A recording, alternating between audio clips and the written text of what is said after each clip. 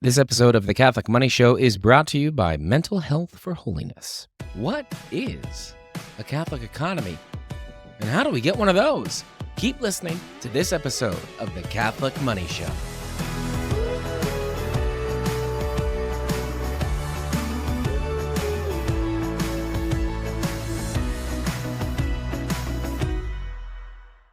Thank you for joining me this week. This is going to be a good one. It's one of my favorite interviews from our Catholic Money Summit. We talk about the Catholic economy. What is it? What can it do? How do we get one? And to do that, we sat down with the Catholic CEO, Henry Kutarna. I really loved doing this interview. I think you're going to love listening to it. And if you do love it, there are dozens, scores more interviews waiting for you as part of the Catholic Money Summit. So you can go over to thecatholicmoneysummit.com to check that out. So head on over catholicmoneysummit.com if you want to get, the whole thing. But right now, we're going to play that interview. I think you are going to love it.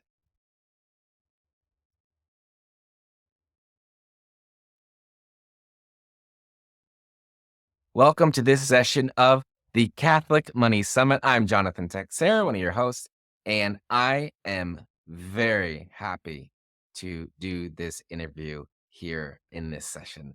We're talking, of course, about the Catholic economy. That might be a term some of you have heard, some of you have never heard it before, but today we are really going to dive into that and check it out. This is an idea I've heard about for a few, maybe half a year, maybe a year now. I'm trying to figure it out more. And of course, one of the guys who really piqued my interest in this whole thing is our guest today. So quite a list here of all his amazing experiences. He is at one time the Deputy Minister of Economic Development in Canada. He's an economist by training. He's mentored multiple CEO peer groups. He's the founder of the Catholic CEO and CEO himself of Kutarna Capital Corporation. He spends his time split between Vancouver and Houston, spending time with his family and his grandchildren. Please welcome to the Catholic Money Summit, Henry Kutarna. Thank you very much, Jonathan. Great to be here. I'm happy to join you. Thank you so much for joining us. I mean, just to come out of the gate, right? We're talking about the Catholic economy. And I think I've heard in the past, maybe in a sermon or a talk or something, right? Somebody talking about the economy of salvation and all that. But that's not what we're talking about. We're talking about real money, commerce, but Catholic. So I guess that's a little bit of an introduction to this. What is it? Why do we need it? Why do we need it now? What's the deal? And even what's the history of this? Anywhere in there, let's jump in and begin checking it out. Sure. Thanks, Jonathan. The idea has been in our minds, our little team and myself, for actually many years. But what happened was that we're noticing that Catholics, in the way the world is today, there's a woke culture out there. There's all sorts of problems and challenges if you want to be fully Catholic. And we started to see people wanting to support each other, usually within the parish. And like so many other groups in society do, they get together and they do economic things together. So the idea of the Catholic economy is something like this. Catholics would come together, maybe at the parish level, maybe at a citywide level, and they would support each other's businesses. They would buy specifically from a Catholic business. They would sell together, band together Catholic businesses and sell and do joint marketing. They would maybe raise capital with each other. This is something that your Catholic Money Summit is all about.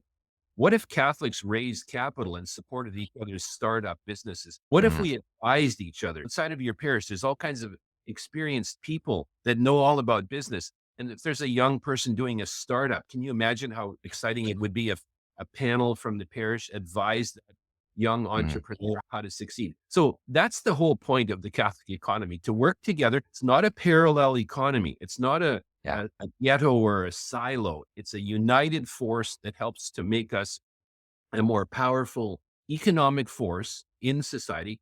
And here's the reason for it: so that we can influence the culture, so that we can Mhm. change laws and regulations to be more favorable to God's laws and to the way the Catholic faith would work. So, Jonathan, that's what it's all about. It's trying to get together to do economic things and to do business together and to help each other. Yeah. I think this is something that a lot of us, maybe in a small way, just do naturally, especially you look at the bulletin at church and right there's the different businesses on the back. A lot of them, probably most of them, are usually parishioner owned, or it's the parishioner who's the agent or whatever it is. And it's, oh, there's something that went wrong with the pipes. I'm gonna call the guy from the parish to come call that plumber Yeah. instead of somebody I don't know. Because yeah, let's try to keep things in the family. Yeah. I think it's Yeah. very natural, but to think we can go beyond just that. Yeah. That's very small, very local, Yeah. but you can expand this to really turn it into something. How do you think we move from, "Oh, hey, this is the my buddy from the parish who's a plumber," or "This is the my Catholic friend from the homeschool group who's a realtor, so we'll use him." How do we go from that to this bigger, stronger, more robust thing that you're talking about? Yeah. To answer your question, Jonathan, I'll give you one example. And I'm going to go back to the days of my grandfather and my father, both deceased now many years ago, but they Mhm. started a parish credit union. And this was Mm, really at a parish in a Canadian city where Polish immigrants had arrived from Poland and they were attending this Roman Catholic but Polish church. And the idea of a credit union was that no bank would support them. They're brand new mm, immigrants to the country. No bank was going to give them a loan to buy a car or to buy some furniture for the house. We're not talking yeah, house mortgages here. We're talking small purchases. So they started a credit union, and then people would come and they would borrow $500, $1,000 to buy a mm, car, for example. So my one idea is that we could create financial mechanisms like a credit union, maybe mhm, within the parish, maybe within our city, multiple parishes get together, and then we could lend money to Catholic entrepreneurs who want to start a business. So once again, mhm, we would be using normal financial practices of the kind you're going to speak about at your money summit, but we would pay attention to the needs of the Catholic business person. So that's one idea of how we could do it. I can tell mhm, you more, but what do you think? That's one method of doing it. Let's finance each other. Let's actually put a small pool of funds together. Maybe I'll say one more thing.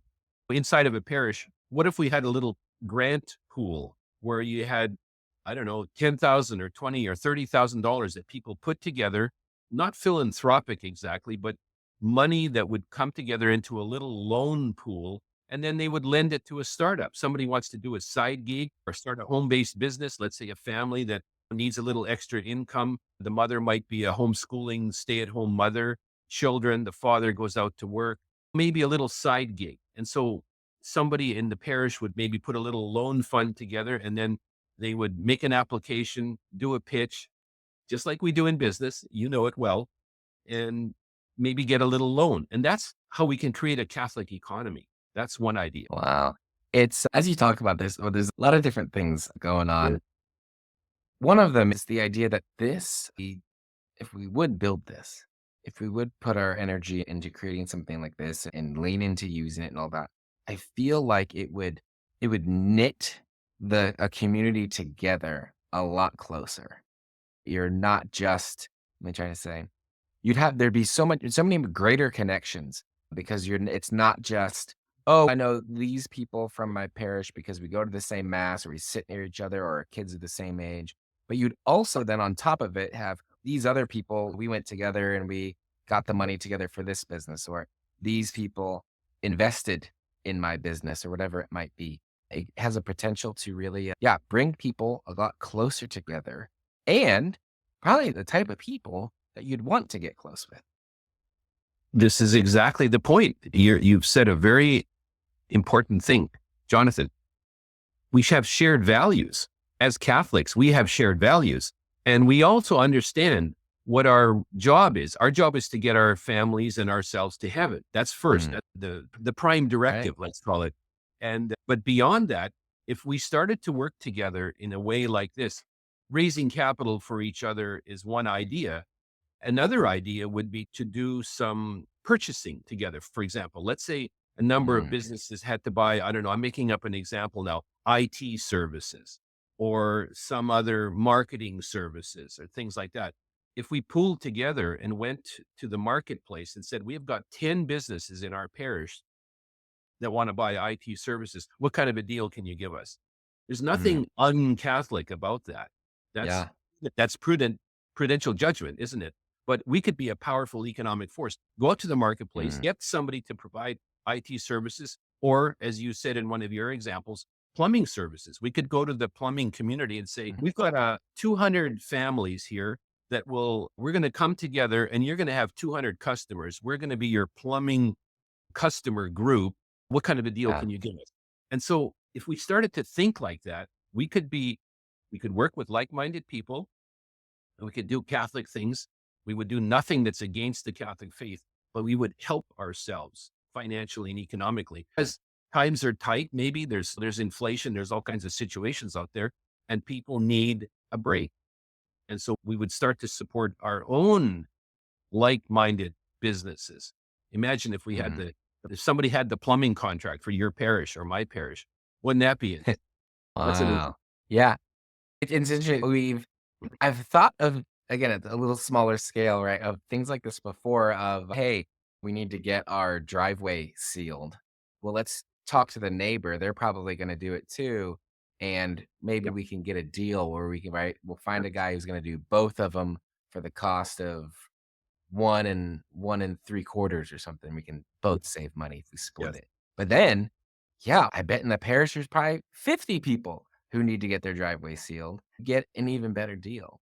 And just that multiplied by who knows what. And on top of it, if that business that you are coming to doing business with, if they're in the parish, then you're funneling, they're keeping that money is staying hyper local to the yep, parish.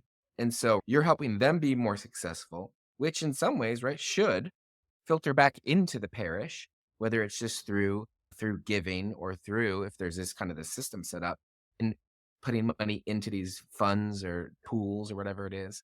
Yeah.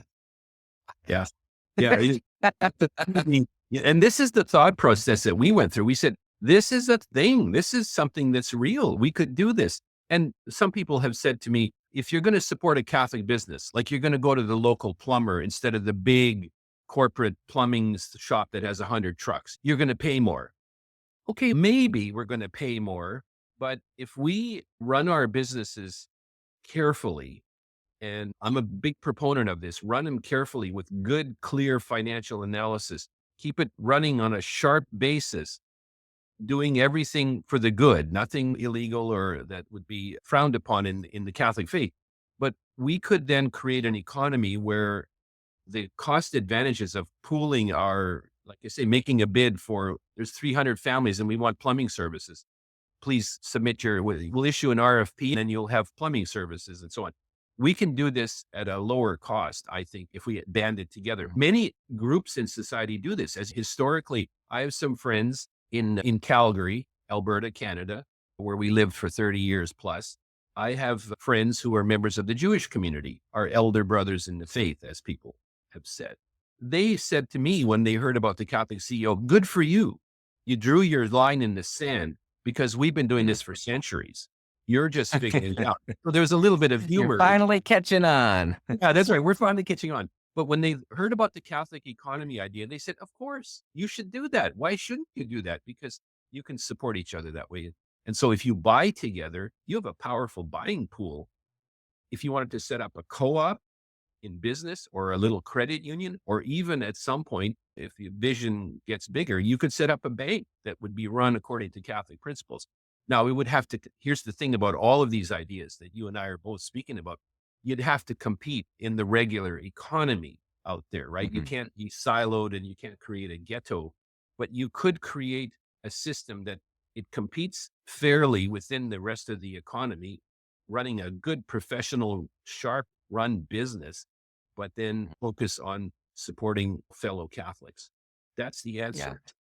It can be done. absolutely. You mentioned your Jewish friends going, "Oh, yeah, this is something we're doing." Where I see this happening is in the Mormon community. I was about to say So that too. we Yes. 'cause we're online, we have our business online, we do a little YouTube, things like that, and so we've noticed it wasn't anything we were looking for, but just on Instagram and this and that, we noticed there's some Mormon influencers, creators, whatever you wanna call people, and then, oh, this new lipstick that she's using or whatever happens to be from this brand new cosmetic company that's owned by Mormon. Or, oh yeah, we redid the basement of our house and it was these friends of ours who are Yeah. Mormon who just started this remodeling business. And when they do these big, like, there's this new Instagram channel or whatever it is, Yeah. they're just building each other up, Yeah. keeping all this money going, keeping it within their system, pulling in for outside people being customers. And just it seems, I don't know what if they do they get together? I don't know what they're doing, but it feels almost like they are being super intentional, like they almost like they have quarterly meetings planning out all this cross promotion and everything. And why can't we do it? Jonathan, it's exactly the point. We can do this. And like I was telling you about these good friends of mine that I have that are members of the Jewish community, my dentist for years and years for our whole family was the Mormon dentist who actually worked with fellow Mormons in a dental clinic. And I supported that clinic because they were great professionals. Now his three sons are in the business. So another angle on this is family business. We should talk about that. I would like to throw Yeah. in the concept of a family business, multi-generational Catholic families working Mm, together, preventing our children from having to go out into the corporate world where there's a lot of stuff that they're going to be asked mm, to do that's against the Catholic faith. And so let's start to be ahead of that game and let's not wait till our children get fired from corporate jobs because they're not going to participate in certain activities that are inimical to the Catholic faith. Let's start family businesses. But the thing is, as you've rightly pointed out, we can be we can work together intentionally. I like your word, intentionality. If we did this intentionally, we're not going to lose money. We're actually going to create a more powerful economic force. And if we did this, so many other groups do, we could be better. We could not only do business together, market together, buy together, do all these things, but we could create pools of capital. We could give grants to each other. And it isn't talking about just the super wealthy Catholic that will do this. mm, The ordinary Catholic in a parish, let's say they wanted to invest in a parish holding company, an investment holding company, and every family put in, I don't know, $1,000. Let's just make up a number. You could have $1 million. You could have a $500,000, which would then be loaned out or granted as startup funds, line of credit, or something like that. We could create financial institutions, and it's not a big stretch to do this because the credit mm, union story I mentioned a little while ago, that actually existed. The trouble with those credit unions is that they started to amalgamate. A little parish could only mhm. lend maybe up to $500. Let's amalgamate with the three parishes around us. Then we can lend $2,000. Pretty soon they got so big that they became, you've seen credit unions all over the place. I saw some in Omaha recently when I passed through Omaha. The point is, they're like banks now. They're big and they Mm, operate just like a bank. So we'd have to think carefully about how to make it Catholic again. But mm, this is the idea. So the concept of working together intentionally to help each other and to get past the mentality that I see a lot of people, I'm not going to criticize Catholics. I'm just going to say all of us, we always tend to go for the lowest priced option. Let's get the best mm, deal. Okay, good. Nothing wrong with that because that's prudential too. And we have families that have limited yeah, income. But the thing is, if we started to do this with Catholic businesses, pretty soon we would become powerful enough that we would bring the costs down and we could be smart business people and support our own Catholic colleagues and confreres. It would be so great. absolutely. Yes, I think it's see it in Catholics, see it in almost everybody. This, what's the lowest price possible? for Yeah. almost anything. And when we do that, we are only looking at the financial price. Yes. And Yes. so that's what drives someone, right, to drive all the way across town to save $1 on something when really they probably spent that much in gas plus their time to do all this.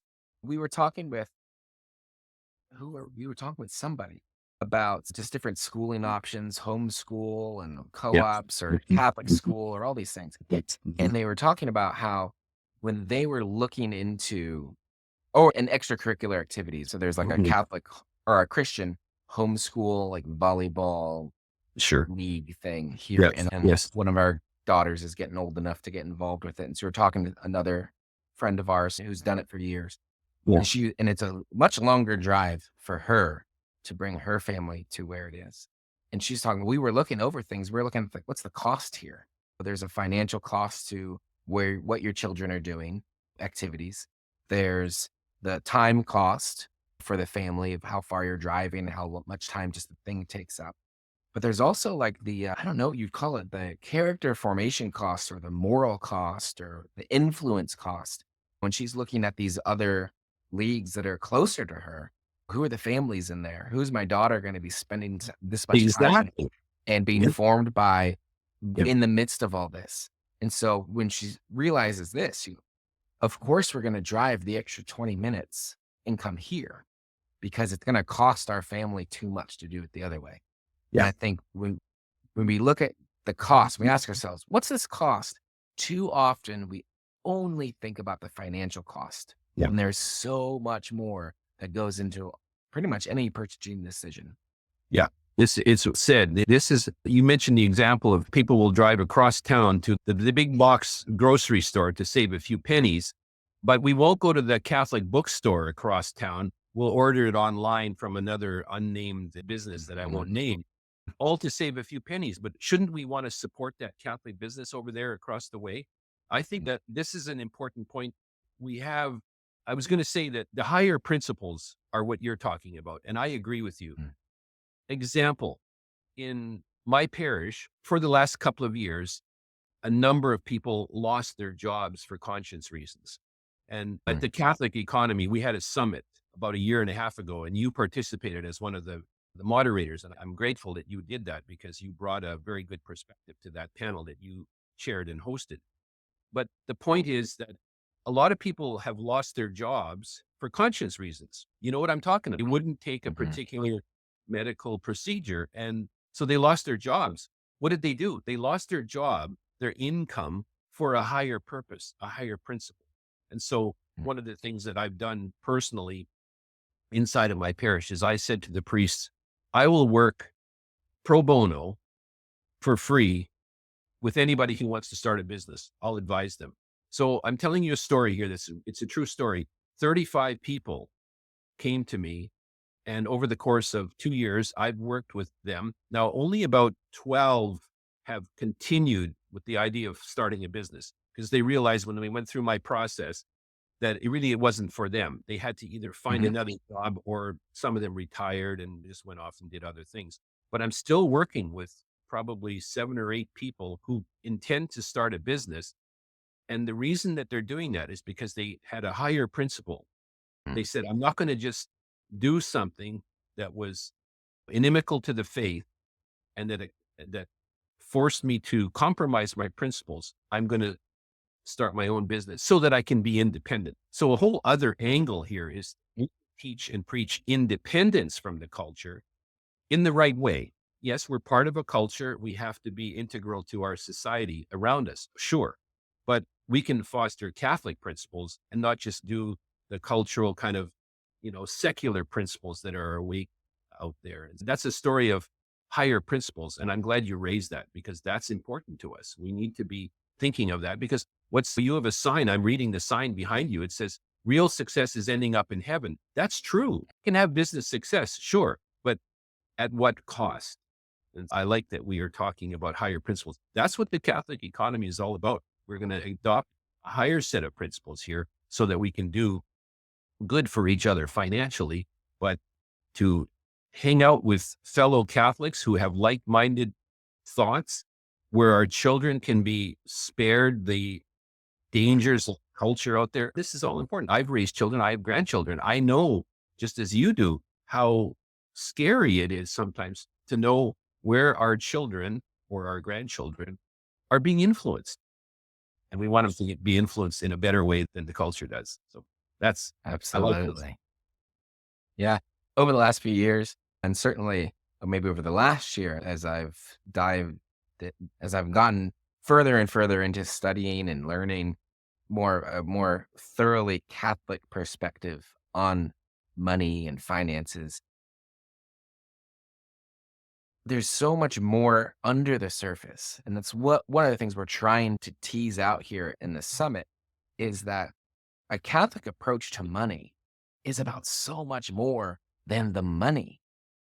There's a relationship created when we do commerce, right? Like one of the benefits of the right to private property, the Catechism teaches us, is the formation of a natural solidarity between people, that we start needing each other, Yes.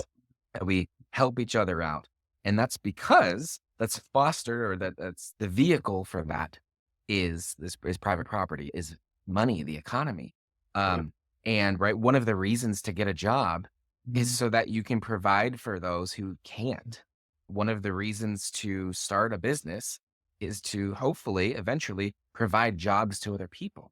And the USCCB, it's not a teaching document, but their guidelines that they use for investing, they describe a good investment as it gets about the market return, but of course, ethical and all this, avoiding evil. Yeah. But it's not Yes. just about avoiding evil, it's about doing good. And that Yes. for Yes. them, at least for them, they consider a good investment one, like it can do a lot of societal good and have a lower return. And they say that's a good investment because it's doing good in the world. There's so much more to money than just the money, Yeah. man. Yeah. It's again, I'm like you, I'm excited about the concept because as Catholics, we want to excel in virtue, don't we? We want to improve in virtue. And so there are virtues, charity. And I'm not talking necessarily philanthropic charity, but just the Mhm. ability to do good by forming a relationship with somebody in business. Let's say you're, I don't know, you're an organic farmer and you're selling eggs and chickens and milk and other things to members of your parish. And so people come and buy it. There's a relationship that's formed there because it's fellow Mhm. Catholics talking with each other. But there's a form of charity and a charitable outlook going on because we're helping others.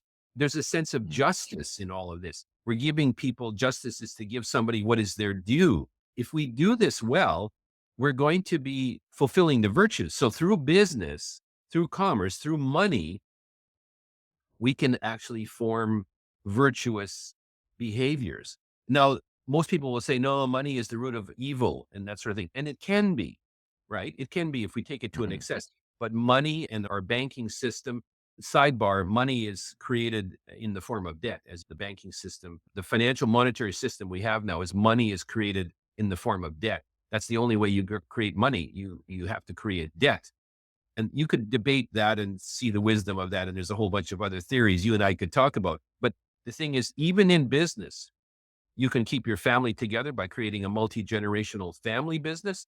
You can do good things in your community by forming close bonds with families. You could form business partnerships. You can do all kinds of good things and increase in virtue. And that helps us to get to heaven. So, in a certain way, the Catholic economy can help us get to heaven. It's not something that's a hindrance to it. It can be a help.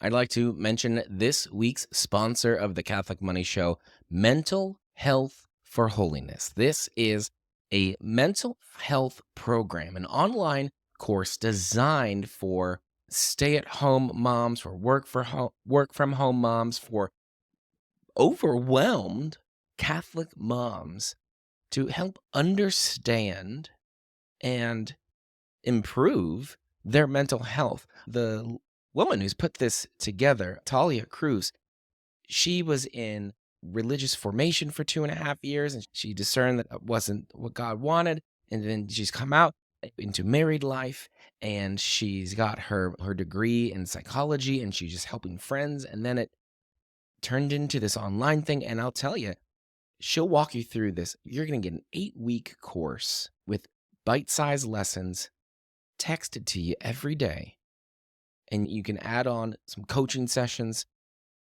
And I'll tell you what, it is a wallet win. It's for seriously like the price of one visit to other mental health providers. You'll get this whole course. You'll get a couple coaching sessions, and it's all right there. So you can learn more. Please head on over to mentalhealthforholiness.com/course. And that gives you everything you need to know. You can check it all out and sign up. That's mentalhealthforholiness.com/course. So you can grow in virtue to be the happy, stable, relaxed, resilient mom that your kids want you to be and that you want to be. That's mentalhealthforholiness.com/course. mentalhealthforholiness.com/course. Absolutely.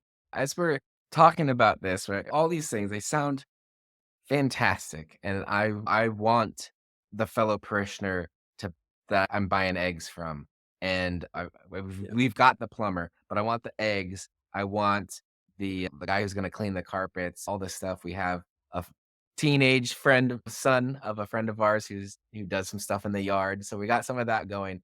But to really Yeah. take it to this next level and have all these things and have maybe a credit union, maybe some sort of an investment pool, all these ideas, or maybe a some sort of investment fund or whatever it would be where families pay into it, the parish, somebody there is investing it, however that would be, and then the parish is the one taking the percent Yeah. fee or whatever, and then the parishioners, of course, get the rest of the profits. For all these other things, especially these bigger ones, but even probably the coordination of the small ones, at least to my thinking so far, how do we organize this? I feel like there's so many great things that we can do as a church, Catholic economy or other things that we don't get to. We're too Yeah. busy. There's not enough. Either the people who are excited about it and willing to do it, they just don't have the time because they have other jobs or other responsibilities. They got a bunch of kids they got to take care of. Or there's just we can't there's no but you can't find anybody maybe, or we just don't have maybe even the resources even to have maybe a person at the parish coordinating this or don't have the know-how. How do we take real steps towards figuring this out? Yeah. I'm going to suggest, Jonathan, two ideas. One is a very simple one, and it's something that we're trying to do this at the Catholic Economy, www.thecatholiceconomy.com. A directory, simple, a directory of Catholic owned businesses, Catholic services, starting at the parish level. For example, you could create a directory inside of the parish. We don't have those. Yes, the bulletin ads that you spoke of a few minutes ago, that Mhm. helps, but that's only that's 8 or 10 or 20 businesses. It's Yeah. not the 300 businesses or the 300 skill sets that people have in the parish. Some kind of inventory, some kind of directory would be one idea. And that can be done even on a volunteer basis. You could Mm. put that together and then you could help support each other. But a wider idea is something that about a year ago, I wrote a paper for my parish, and it's now been publicized all across the US and Canada at many different parishes. And it's simply called The Parish Economy. And it Mm. poses for the parish. Look, if you're in a parish and the parish needs, I'm talking at the parish level too, the parish needs to have an HVAC expert, right? Heating, plumbing, ventilation, air conditioning, all that, furnace, air conditioning, all these things. Why not put out a request for proposals into the Mm. parish and do an RFP to get the right price and all these features, and then have somebody local from within the parish providing the service or within the diocese and things like Mm. that. So a directory, number one, and number two, some kind of a parish economy thing that a parish still needs volunteers to work. Yes. But certain parish services, when you want to paint, you want to build the classroom addition, when you want to make an addition to the sanctuary. You want to build new confessionals. You're going to build new bathrooms. You're going to build an addition to the hall. You're going to improve the parking lot. Why not tender it out within the parish first or within the diocese first? Now, there may be some laws that you have to be careful about and regulatory. Yes. If we did that, Jonathan, we would start to do it at the parish level. And that's a tangible thing. So anyway, the parish Yeah, that's economy good. is another idea from smaller subset of the Catholic economy, but local. And this is subsidiarity at its finest, right? The Catholic principle of subsidiarity, do this at your own parish and create a little parish economy where you can help support each other. And maybe that young person, again, I'm really thinking about family businesses. The young person who's finished school needs to get a job. They can get a job, yes, but there's danger now in getting jobs because your company is going to ask you to do certain things. They're going to ask you to go to certain events and fly certain flags, and you're going to have problem with that. And unless you don't, as a Catholic, you have to care about that, of course. So parish economy as a subset of the Catholic economy and at its very simplest level, a directory. Just have a listing so that we even know who the plumbers are because Mhm. no small parishes that have 300 or 500 families. But I'm in Houston right now for the summer, and I've seen parishes that have 10,000 families, Catholic parishes with 10,000 families. Who would even know? 7 masses. I was in Dallas the other day meeting some of my priest friends, and 7 masses on Sunday. 7 masses. You go to the 7 a.m. or the 4 p.m. mass, you're never going to meet the other people. You're going to have coffee and Mhm. donuts, your mass, but you're not going to meet. How will you ever get 10,000 families together or 3,000 families? So, anyway, I could go on, but I like the idea that you've suggested here that we can do this at the parish level too. And something called the parish economy can work just as well as the Catholic economy. Multi hundreds of parish economies together make a Catholic economy. That's powerful stuff. Yeah. This paper you mentioned, is that available online or I can make it possible available. to get a copy Sure. of that? Yeah, absolutely. I can send you a copy. You could publish it to your group. It's a public document. There's nothing in there that would preclude it from being public. I'll send it to you if you like. Sure, and we can make Sure. it available under there should be, if you're watching this, there shouldn't be a link on the page where you can download it if you'd like. Perfect. Wonderful. I'll send you that. Yeah. What do you think what's standing in our way between where we are now and doing this? What do you think? What's a hindrance? One of the things that I see as I work in the Catholic CEO, we have clients all over North America, Canada, US, Europe, Australia, New Zealand. We have clients all over the place. What I see is I'm going to call it fear. It's we're going to have to at some point we will have to pay a price for being Catholic. We can't just live a Catholic life and expect the current culture to just respect us. It's not. We all know. You can just look around and see what's happening. I sense that we need to have courage. We need to have the guts Mm, to actually do these things without being ashamed of it. So we need to say, for example, we're going to buy together. We're going to form a marketing company together and we're going to market all of our products to the neighborhood and to the community. And we're going to call it Catholic. We're going to be unashamedly Catholic. We're going to fly the Vatican flag or we're going to have a bumper sticker that says pray the rosary. We're going to do that more. I think that has to be, I call it fear. We're a little bit hesitant as mm, Catholics to get public about this because we want to be safe. We don't want to pay a price. mm. I'm not saying become reckless. I'm not. I'm saying let's be careful. But at the same time, at some point, our Lord said to us, you can't count the cost. You can't. You just have Mhm. to be faithful. And fear is one thing, Jonathan. And then secondly, sometimes it's lack of knowledge. People just don't know what to do. If somebody said, okay, start a parish credit union, where do we even go to start that? So you need to have some kind of advisory group or some pool of smart people inside the parish to help research this and to carry it out. Fear and maybe lack of knowledge. That's the barriers that I see right now. Yeah, yeah. I think we have a fear. I've seen that a lot. Even when it comes to, I think there's a fear of, at least in businesses, even in Catholic businesses, certainly a fear of perceived competition. Oh, if we send out an email about your thing, people they might sign up for that and buy that, and then they're probably not going to buy our stuff anymore. When really it's different things. you're just giving the folks who have trusted you a connection to something they're probably going to like even more. And I've seen yeah, I've been in, yeah, Catholic stuff for a good number of years so far, and, yeah, there's just sometimes when we've run into just it's just a bizarre, like, mentality that these are our people, or just this if they spend money there, then they can't spend money here, when and what you just said about without counting the cost.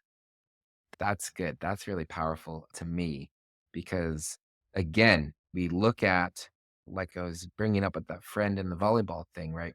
What's the cost of doing this, of sending that email or introducing this person to your client or whatever it is?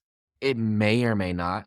They might, yeah, I guess they buy this book, they'll have $20 less disposable income that they could pay for your thing.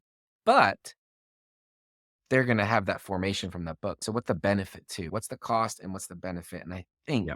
more often than not, if we do work together and we are more free with our collaboration, Yes. I think Yes. we'll see way more, way less cost than we would expect, and incredible amounts of benefit that we could never imagine. Yeah. It said the freedom, a spirit of generosity as opposed to a spirit of, I don't know, what parsimony or whatever the word is. We have, I've been criticized. Here's a criticism that I've received. People say to me, you talk about having a Catholic business that is more generous than what the law requires. Because I always say that. I say, if Mhm. you're going to give benefits to your employees, or you're going to deal with your contractors and suppliers, be more generous than the law requires. Like maybe even try to move towards a living wage, a just wage. Mhm. There's a whole theory about that in the Catholic Yeah. teaching. Can you do that? I maintain, yes, you can do that, that you should. So for example, give everybody the afternoon off on their feast day, their names day. For example, it's just a silly, you might say it's a silly example, but let's in our No, company, that's awesome. let's say we have a plumbing shop with 20 people. Well, on there, and if it's Catholics or not, it's a whole other question. But give people a half a day off when there's a important event in their family life or their Yeah. names day, or there's a first communion. Give them the Friday off before so they can prepare. Is that going to cost your company? Yeah, you're going to pay somebody, and they're going to be not working that day, and they're going to be not going to be productive in your business. They're going to be off doing their first communion prep. But the benefit of that, of course, is faith formation and so on. Mm. But it's also, if you run a particularly smart business and you do your financial analysis well, and you have good spreadsheet analysis and you do good forecasts, you might give away a few points of margin, but at the same time, you might grow faster than the competitors out there who aren't practicing these things. And we're not talking a prosperity gospel here where our Lord just, Mhm. rewards you for being a good Catholic by making you rich. No, we're not talking about Yes. that. But at the same time, we could be more effective business people, and we could be more generous than the law allows or requires us to be. Why not? That's a spirit of generosity. Absolutely. From that comes the pay forward concepts and all these wonderful things. So I think we're on the same page for sure on that. Absolutely, man. Yeah, even just like a colder, so to say, business case too. It's like you're probably going to end up with more loyal employees who stick around longer, know their jobs better, and have less turnover and cost of rehiring and training. Yeah. Yeah, I've worked at some places, some Catholic places. I'm like, we don't get that day off. Yeah, that's a good point. And we have a YouTube channel where we interview exemplary Catholic leaders. And so I do these interviews. And I've interviewed people who have a really Catholic focus to their business, but they have employees. Not all their employees are Catholic, but they unashamedly proclaim that they're Catholics. And so they might have scripture study at noon optional, or they might begin the day with prayer and close the day with prayer, or they might talk freely about Catholic principles and things like that. But they also tell me that they are more generous than the law Mm. requires to be. And on the surface, that seems like an uncompetitive thing to do, right? Oh, I'm going to give extra days off. I'm going to pay a wage that's slightly above market so that I can support families in the way that, that the Catholic faith proposes. In the end, there may be a small price to pay, but in the long run, there's The reward, as my dad used to say, for volunteer work in the parish, he'd say something like this. He'd say, the pay is nothing, but the reward is out of this world. The idea of a Catholic business working towards Catholic principles and not just what the secular culture tells us business has to be about. There's a way to do Mm, this. And that's what we try to teach at the Catholic CEO to our clients. And many of them are trying to follow this and they're doing it. So it's an important feature of the Catholic life, that's I think. fantastic. Yeah, yeah, yeah. Talk about a delayed compensation plan. Yes, that's right. Exactly right. Exactly. I guess maybe one question here. There's been a lot of talk in our conversation about businesses, right? Starting having a smaller family business, just be we're starting a business, be an entrepreneur. Not everybody is necessarily called to be an entrepreneur, to run their own thing. How do and I see that in running a business, you do get some extra freedoms, right? Where you get to pick how that business is run and all those things. There's definitely, I think, some ways we business owners can lean in a particular way, in a unique way for other folks who, they're working they have a job, they're working somewhere else that they don't own. Certainly the idea is the directories or the buying together, things like that. Is there anything else that maybe we haven't brought up where anybody, or maybe them in particular, could lean in and participate in this Catholic economy? There is one idea, Jonathan, on this one. I'll tell you a story about a few months ago. I did a series of webinar discussions with the business club students at TIC in California. Okay. And they are young people about to graduate from TIC. And they consistently said to me, we want to, not all of us are going to start a business, just like you Mhm. said. They're not all going to start a business, but they want to go work for a company that's reputable, that has moral and Mm. ethical principles. Oh, and that's actually Catholic. And so how we can help that group, people who will never start a business, but who want to be good employees, they want to have jobs in good, faithfully run Catholic businesses. And so we as Catholic business owners can help by recruiting young people into our companies by saying to them, we are going to run on Catholic principles. You come and work here. We're not going to ask you to do anything that's un-Catholic, and you're going to have a good and honorable job and a career here for the rest of your life or for as long as you want to be with us. That's one way we could do it. We could make Mm. it known to that group out there that's never going to start their own business that come and work for us. We have Catholic principles here. We're going to help you in your faith, and we're going to do this willingly and publicly. That I think is an important step. If we make known that Yeah. to the young group that they have an alternative. They have a choice. They don't just have to go to what the secular culture gives them. Now, maybe there's some glamorous corporate jobs. You and I have both, we understand the corporate ladder and all of those things. And there's a lot of attraction to that. But those are the allures of the world, aren't they? Mm. And so sometimes you might have to go to work in a Catholic business that's not going to be a giant multinational global corporation with fancy benefits and big salaries. But on the other hand, that's not the important thing in life anyway. And so there's a generation of people coming that I think want to have jobs in good Catholic businesses. That's something we can do as Catholic business owners. We can help Yeah. to recruit that kind of a person. So that's one idea. That's fantastic. That's good. People, they want to know, I guess, real quick. So we've got Catholic CEO, we've got the Catholic Economy Project or whatever. What, who, who is served by those, and who you're like, oh, you're looking for this? Go here. You're looking for that? Come here. Who are you serving? What do you serve? And how can people get in contact with you? Yeah, good. Thank you. So the Catholic economy is thecatholiceconomy.com.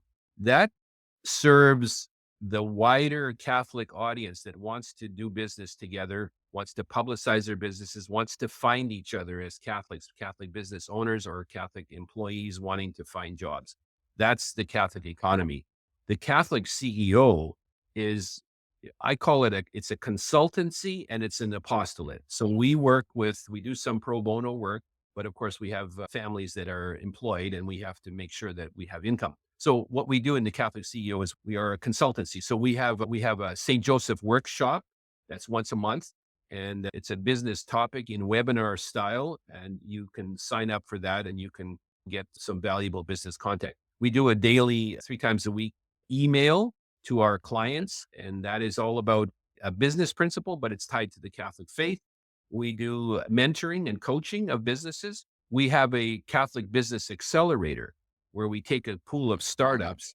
And the last one we did was between Advent and Pentecost. We just finished one cohort of 10 businesses that are startups, and we ran them through an accelerator process. We're about to start another one now following Trinity Sunday, which we just had a couple of days ago.